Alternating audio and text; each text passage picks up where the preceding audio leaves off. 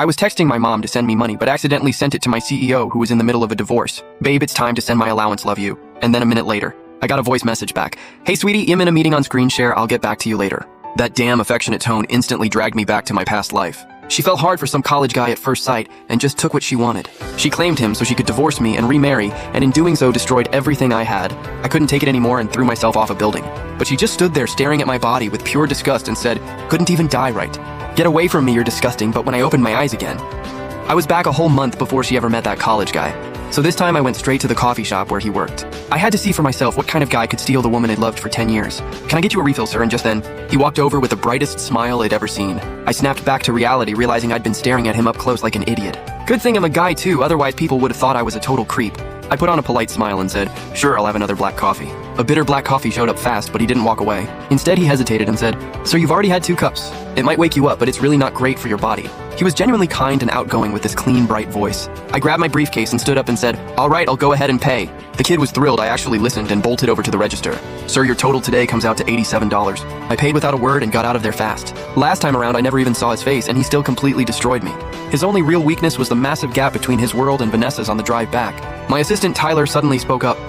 Sir, today is your wedding anniversary with Ms. Vanessa. It hit me all at once, and when I did the math, this was already my 5th year married into the Vanessa family. I was 27 this year. She was 29. I rubbed my temples. I know, but just as the car pulled up to the house, I spotted Vanessa's car parked out front too. She actually came home. What kind of expression should someone wear when they come face to face with the person who ruined their life? I thought I'd hate her for tearing my whole family apart, for pushing me to my death but actually seeing her again. The hate wasn't nearly as strong as I expected. It was more like a quiet sense of peace. Because last time it was my own jealousy and bitterness that pushed us both to the breaking point. Now all I wanted was to change that miserable ending. Hey, what are you just standing there for?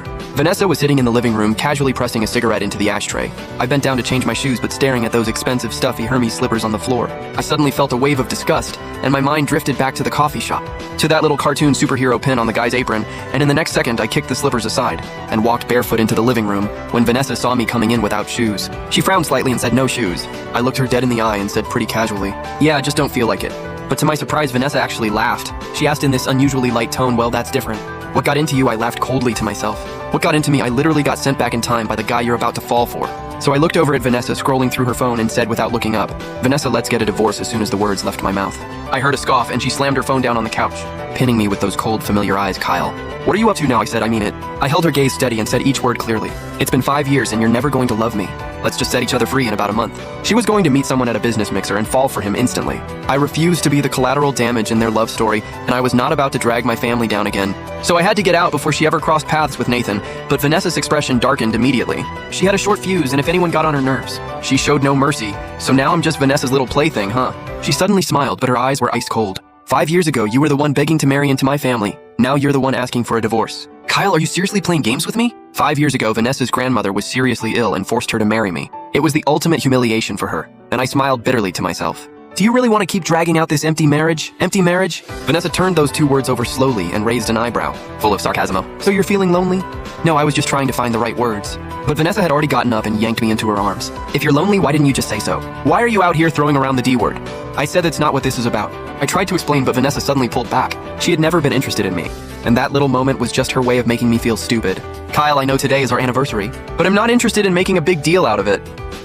Vanessa looked down at me, her voice stone cold, and said, if you're trying to use this as an excuse to push for a divorce, I suggest you save your energy. We have never once celebrated this day. You don't need to start making it into a thing. Now I stood up too, looking her in the eye and said, think about how useful I still am to you. Pretty close to zero at this point, honestly. You need your freedom more than I do, don't you? With that, I turned and walked upstairs without looking back, and then a loud slam of the door echoed from below, followed by the sound of a car engine. Vanessa was gone, and somehow I felt completely at peace right then. My phone buzzed. It was my boy Marcus. Hey bro, come hang at Sugar Club, let's go. Since I got married, he'd invited me out 10 times and I showed up 9. But he never gave up, sure. I said yes without even thinking twice, and the line went completely silent. Today is literally your anniversary with Vanessa. Are you sure you want to come out? Marcus sounded genuinely stunned.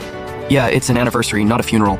I'm on my way, and I hung up, got changed, and drove my red Porsche straight to Sugar Club. A few drinks in and I was feeling loose. Marcus clapped me on the shoulder and said, yo Kyle, see anyone you like. If not, just go after Vanessa, she stays in the tabloids. We can't let her win, that makes sense. I scanned the room with bleary eyes and they landed on a college girl. I stumbled over with my drink and tapped her on the shoulder. Hey, want a drink I'm buying? The girl jumped a little, then shook her head apologetically. Sorry, I have a boyfriend. Oh, My bad, totally understand. I gave her a deep bow, and just as I turned to look for someone else, I tripped over something after 2 steps and hit the floor hard, my glass shattering everywhere. Hey mister, let me help you up. It was that same college girl. She reached out her hand, but I sat there on the floor looking up at her. My face went completely red. What was happening? I was hallucinating the college girl's face had turned into Vanessa's. Staring me down with those icy eyes, I struggled to get up and slammed my hand right into the broken glass, blood pouring out instantly. I was out cold in 2 seconds when I finally came to. I was in my own bedroom. That college girl had brought me home. I looked at my bandaged hand and was about to look around for her when I heard Vanessa's lazy voice from outside the door.